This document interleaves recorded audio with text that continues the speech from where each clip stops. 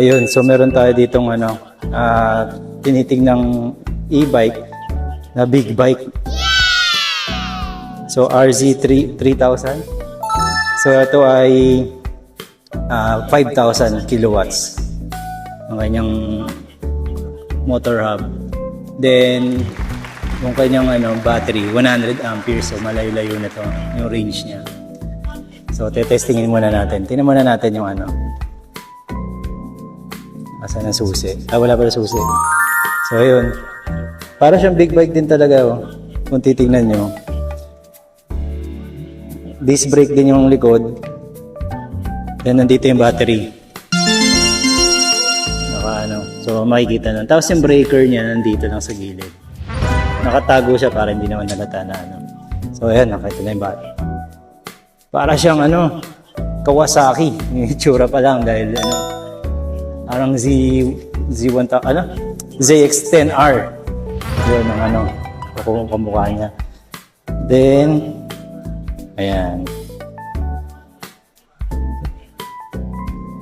Ayan, lupit ng mga wire pag nakakita na kayo ng ganyan.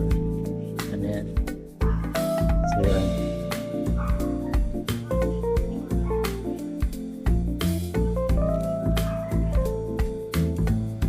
Ayan. Pag lang basa. So, testing natin to. Nakasusi na siya. 75 volts. Gumagana ba tong engine stop? Hindi. Okay. So, pagka nagpapalit ng dito rin siya sa 1, 2, 3 din ito. Oh! So, nandito yung parang Vespa na old school na. So, ito, 1, drive, park, may reverse. Pero pwede pala siyang malagay. So, ayun. Dahil nakagamit tayo ngayon ng mic, gumagana to kahit na ayos to.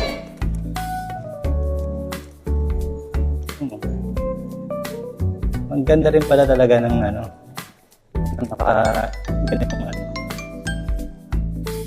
e-bike lang.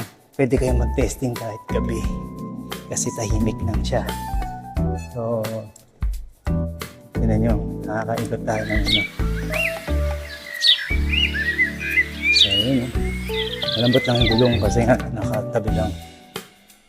Para talaga siyang big bike talaga kung titignan nyo. Di ba? So, kaya hindi na tayo nag-helmet ha. So, yun. Ang ganda. Ang sarap gamitin. So, malayo-layo nararating ito dahil 100 amperes nga siya. So, yun. Susunod, testing natin sa Airmin lang natin. So, okay?